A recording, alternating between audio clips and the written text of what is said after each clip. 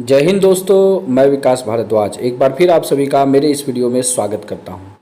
CrPC के revision का ये अगला पार्ट है। इस वीडियो में हम लोग आगे के सेक्शंस को देखेंगे 165 से लेकर के। वीडियो शुरू करने से पहले अभी तक अगर आपने वीडियो कोर्स में और सीबीटी में इनरोल नहीं किया है तो इनरोल कर लीजिए, ताकि आने वाले एग्ज़ाम के लिए आप अपने तैयारी को और सुदृढ़ कर सकें और सफलता के कदम को चूमें।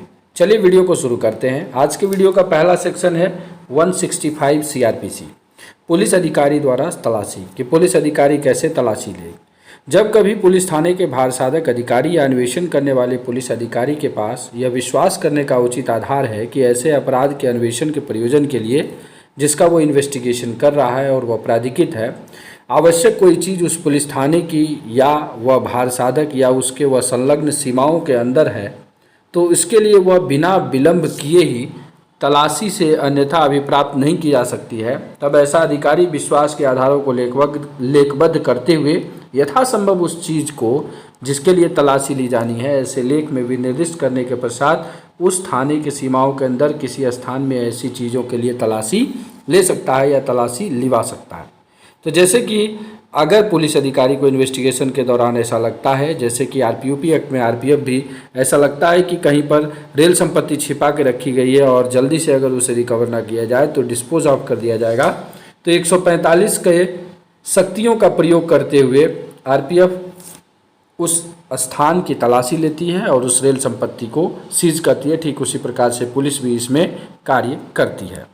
दूसरा क्लॉज ये कहता है कि उपधारा 1 के अधीन कार्रवाई करने वाले पुलिस अधिकारी यदि साध्य हो तो तलाशी स्वयं लेगा। अगर जो डायरी किया है या जो लिख करके जा रहा है, लेखबद्ध कर रहा है, वो स्वयं तलाशी करेगा। यदि वो तलाशी लेने में असमर्थ है तो किसी अन्य व्यक्ति को तलाशी लेने के लिए जो सक्षम है उसमें उपस्थित नहीं है, तो वह ऐसा करने के अपने कारणों को लेखबद्ध करने के पश्चात अपने अधीनस्थ के अधिकारी से भी तलाश लिवा सकता है। तो ये चीज़ देखना है कि पहले तलाशी स्वयं लेगा। अगर तलाशी स्वयं नहीं ले सकता है तो वह किसी और को भी एम्पावर्ड करके उससे तलाशी लिवा सकता है। चौथा कंडीशन कहता है कि तलाशी वारंट के बारे में जो प्रक्रिया है वो धारा 100 में जो बताया गया है बंद स्थान की तलाशी, वही यहाँ पर भी लागू होगी। और अंतिम कंडीशन ये कहता है कि उपधारा 1 और 3 के अधीन बनाए गए किसी भी अभिलेख की प्रतियाँ तत्काल ऐसे निकटतम मजिस्ट्रेट के पास भेज दी जाएगी जो उस अपराध का संज्ञान करने के लिए सशक्त है, और जिस स्थान की तलाशी ली गई है उसके स्वामी या अधिभोगी को उसके आवेदन पर उसकी एक प्रतिलिपि मजिस्ट्रेट द्वारा निःशुल्क दी जाएगी। अगर तलाशी की जाती है तो तलाशी के लिए एक सीजर लिस्ट बनता है और वो सीजर जो है उस सीज की गई संपत्ति के साथ निकटतम मजिस्ट्रेट के पास भेज दिया जाएगा, जो कि उसका संज्ञान लेगा। और सीजर की जो कॉपी है उसके लिए मजिस्ट्रेट को जब वह स्वामी या अधिभोगी जिसके अंदर में है वो अगर लिखेगा तब उसको एक निःशुल्क कॉपी दी जाएगी। तो ये तलाशी के बारे में बताया गया है 165 में। 166 में कहता है कि पुलिस थाने का भारसाधक अधिकारी कब किसी अन्य अधिकारी से तलाशी वारंट जारी करने की अपेक्षा कर सकता है। तो 165 का ही सब्स्टिट्यूट है, इसमें बहुत ज़्यादा चीज़ें इसमें नहीं लिखी गई है। यह कहा गया है कि पुलिस थाने का भारसाधक अधिकारी या उपनिरीक्षक से अनिम्न पंक्ति का पुलिस अधिकारी जो अन्वेषण कर रहा है किसी दूसरे पुलिस थाने के भारसाधक अधिकारी से, चाहे उस जिले में हो या दूसरे जिले में हो, किसी भी स्थान में ऐसे मामले में तलाशी लिवाने की अपेक्षा कर सकता है जिसमें पूर्व कथित अधिकारी स्वयं अपने थाने की सीमाओं के अंदर ऐसी तलाशी लिवा सकता है। और 165 के अधिक बंदों के अनुसार कार्रवाई करेगा, जिसको भी वो इनरोल करेगा या एम्पावर्ड करेगा। यदि कोई चीज़ मिले तो उस अधिकारी के पास भेजेगा जिसकी अपेक्षा पर तलाशी की गई है। तो ये कुछ ऐसे कंडीशन है तलाशी जो अपनी सीमाओं के बाहर या अन्य किसी भी अधिकारी से तलाशी पुलिस लिवाती है। तब इसका उपयोग 166 का उपयोग कब हो सकता है, तो 166 का उपयोग आरपीएफ कर सकती है। मान लीजिए कि किसी थाने के जुरिडिक्शन में केस हुआ है लेकिन उसका माल के लिए सूचना किसी अन्य थाने के जुरिडिक्शन में मिला है, तो इस थाना वाला इन थाने को सूचना देगा और वो वहाँ पर जा कर के सीजर बनाएगा, उस सामान को सीज करेगा और उसके बाद सारी चीज़ें इनको इत्तला कर देगा। तो ये चीज़ें 166।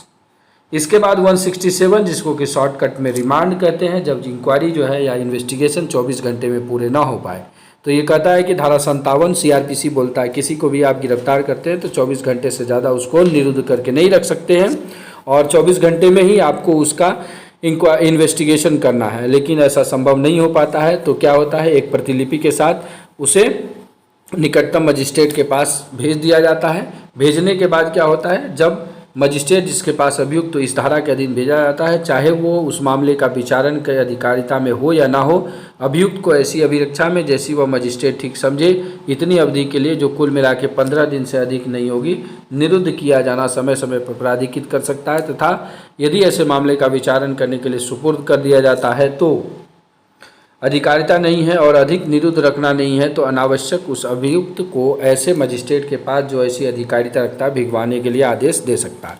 अगर मजिस्ट्रेट उसके ट्रायल के लिए एलिजिबल है तो वहीं ट्रायल होगा, अगर नहीं है तो जो एलिजिबल है उसके पास वह उस अभियुक्त को भेज देगा।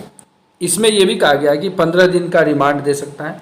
इसके बाद परंतु जो लगा है यहाँ पर कुछ ऐसे सवाल बन सकते हैं जो कि बहुत ही महत्वपूर्ण है। कहता है कि मजिस्ट्रेट अभियुक्त व्यक्ति का पुलिस अभिरक्षा से अन्यथा निरोध 15 दिन की अवधि से आगे के लिए उस दशा में प्राधिकृत कर सकता है जिसमें उसका समाधान हो जाता है कि ऐसा करने के लिए पर्याप्त आधार है, किंतु कोई भी मजिस्ट्रेट अभियुक्त का इस पैरा के अधीन अभिरक्षा में निरोध कुल मिला के 90 डेज से अधिक अवधि में प्राधिकृत नहीं करेगा, जहां अन्वेषण ऐसे अपराध के संबंध में है जो मृत्यु, आजीवन कारावास या 10 वर्ष से अन्यून अवधि के लिए दंडनीय है। मतलब कि 90 दिन तक रिमांड दे सकता है 15-15 दिन के हिसाब से बढ़ा करके, और वो मैक्सिमम 90 दिन हो सकता है कॉग्निजिबल ऑफेंस, जहाँ की गंभीर अपराध कहिए एक तरह से, जहाँ मृत्यु, आजीवन कारावास या 10 वर्ष तक की न्यूनतम सजा है। लेकिन 60 दिन तक हो सकता है, इन ऊपर वाले कंडीशन को छोड़ के बाकी अन्य अपराध में 60 दिन तक का रिमांड दे सकता है। और ये लिखा है कि 90 या 60 दिन की उक्त अवधि की समाप्ति पर यदि अभियुक्त व्यक्ति जमानत देने के लिए तैयार है और दे देता है तो उसे जमानत पर छोड़ दिया जाएगा और यह समझा जाएगा कि इस अपराध के अधीन जमानत पर छोड़ा गया है। प्रत्येक व्यक्ति अध्याय 33 के प्रयोजन के लिए उस अध्याय के उपबंधों के अधीन छोड़ा जाएगा। तो अध्याय 33 में क्या दिया है? अध्याय 33 CRPC में बेल बॉन्ड के बारे में बताया गया है, कैसे बेल देना है।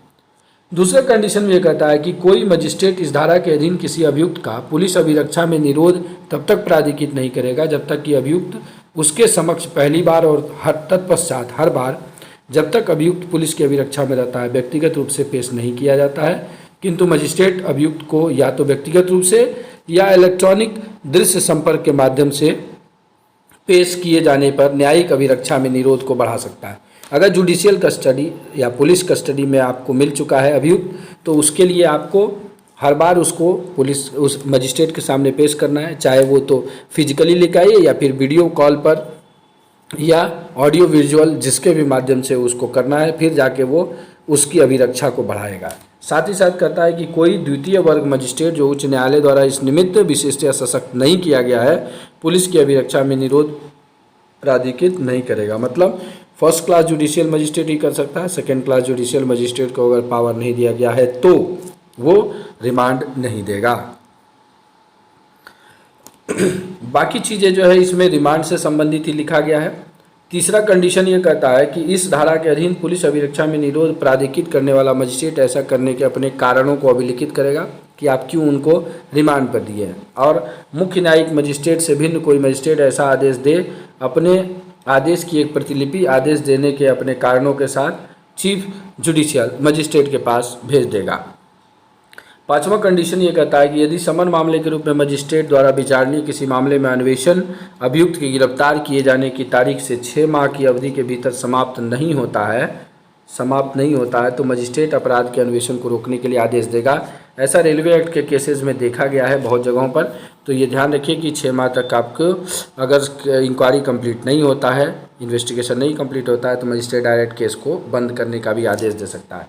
लेकिन आपको लगता है कि कुछ ऐसा क्लू मिल गया है तो फिर आप मजिस्ट्रेट को उस प्रकार की चीज़ों को देंगे लिख करके, तो वो अन्वेषण को आगे करने के लिए आपको एम्पावर्ड कर देगा और कहेगा कि आप उसे इन्वेस्टिगेशन करिए। तो कुल मिला जुला करके 24 घंटे में अगर इन्वेस्टिगेशन कंप्लीट नहीं होता है तो क्या प्रक्रिया की जाती है, कैसे रिमांड लेते हैं, उन सब चीज़ों के बारे में सेक्शन 167 CRPC बताता है। 168 CRPC कहता है अधीनस्थ पुलिस अधिकारी द्वारा अन्वेषण की रिपोर्ट। तो कोई भी सबऑर्डिनेट ऑफिसर अगर उसको इन्वेस्टिगेशन करेगा तो उसका रिपोर्ट उसको SHO को देगा, SHO फिर उसको आगे फॉरवर्ड करेगा। इसके बाद है कि 169 में कहता है कि जब साक्ष्य अपर्याप्त हो तो अभियुक्त का छोड़ा जाना। जब इन्वेस्टिगेशन के दौरान ऐसा लगता है कि एविडेंसेस पूरे नहीं हो पा रहे हैं तो मजिस्ट्रेट को सूचित करने के बाद बंद पत्र पर उस व्यक्ति को छोड़ दिया जाता है, प्रतिभूति सहित या प्रतिभूति रहित। इसके बाद आगे कहता है कि अगर साक्ष्य पर्याप्त है 170 में तो उस मामले को मजिस्ट्रेट के पास भेजा जाना। तो साक्ष्य पर्याप्त रहने पे क्या होगा, ट्रायल चलेगा, ट्रायल के बाद बाकी चीज़ें चलती रहेंगी और ये देखा जाएगा कि क्या कुछ ऐसा है, उस कार्रवाई को किया जाएगा। इसके बाद 171 सीआरपीसी कहता है परिवादी और साक्षियों से पुलिस अधिकारी के साथ जाने की अपेक्षा न किया जाना और उनका अवरुद्ध न किया जाना। मतलब या तो ना तो कंप्लेनेंट के साथ पुलिस जाएगी और ना ही विटनेस के साथ, दोनों में से किसी के साथ पुलिस नहीं जाएगी, ये कहा गया है इसमें।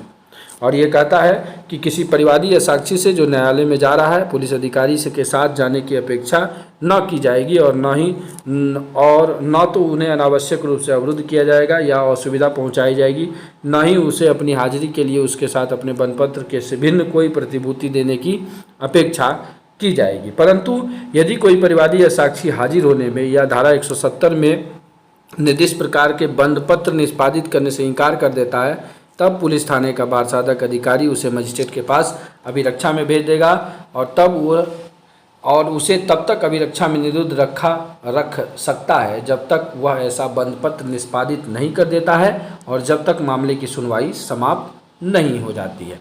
तो 171 में कंडीशनल दिया गया है कि जो विटनेस है और कंप्लेनेंट है उसके साथ पुलिस नहीं जाएगी, लेकिन अगर 170 के तहत सिक्योरिटी पर छोड़ा गया है, प्रतिभूति रहित प्रतिभूति सहित, तो उसमें फिर अपना हस्तक्षेप पुलिस करता है।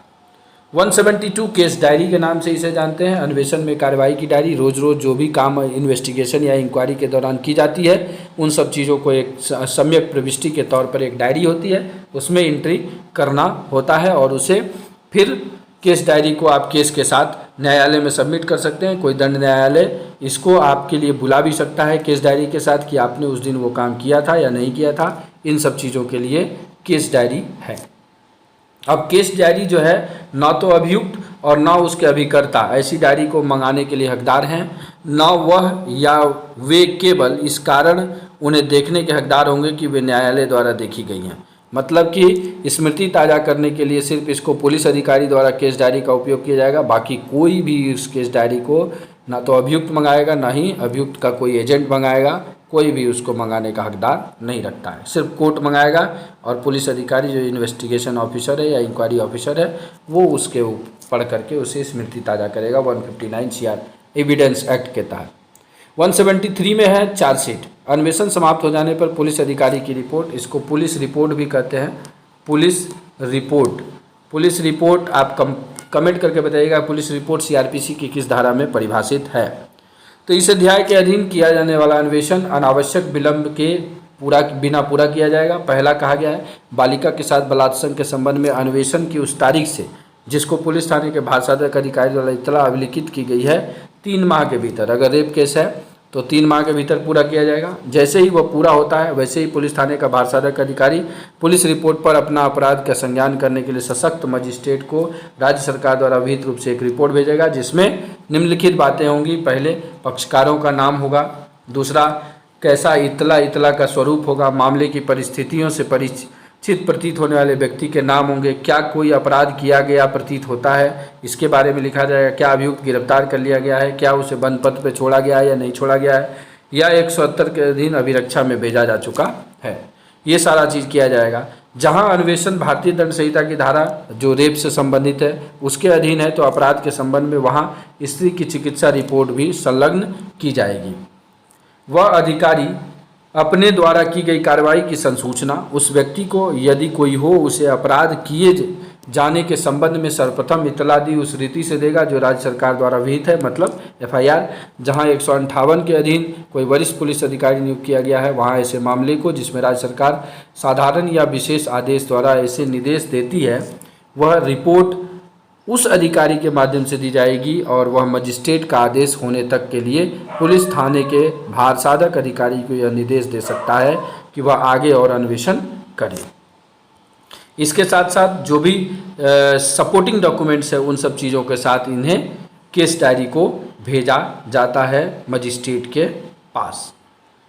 एंड आज की वीडियो का अंतिम सेक्शन 174 आत्महत्या आदि पर पुलिस का जांच करना और रिपोर्ट देना, इसको शॉर्टकट में इंक्वेस्ट रिपोर्ट बोलते हैं। अगर कोई यूडी केस रेल में हो जाता है या इस प्रकार से कोई भी आत्महत्या कर लेता है या कोई मृत्यु होती है तो इंक्वेस्ट रिपोर्ट बनाया जाता है, उसके बाद जांच किया जाता है। जांच के बाद ये किया जाता है कि आत्महत्या किया है या किसी प्रकार से और प्रकार के अपराध की इसमें संलिप्तता है या नहीं है, तो उसके बारे में 174।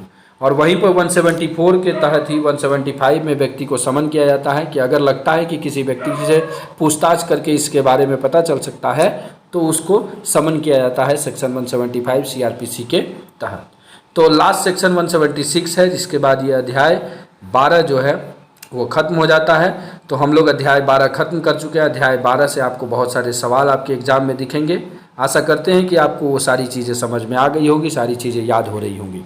तो वीडियो को यहीं समाप्त करते हैं। अगर वीडियो अच्छा लगा हो तो लाइक करके मोटिवेशन बढ़ाइएगा। अगर चैनल पर पहली बार आए हैं तो सब्सक्राइब करके बेल आइकन प्रेस कर दीजिएगा, ताकि आपकी सफलता में मेरा कुछ योगदान शामिल हो जाए। And at last, thanks for watching this video.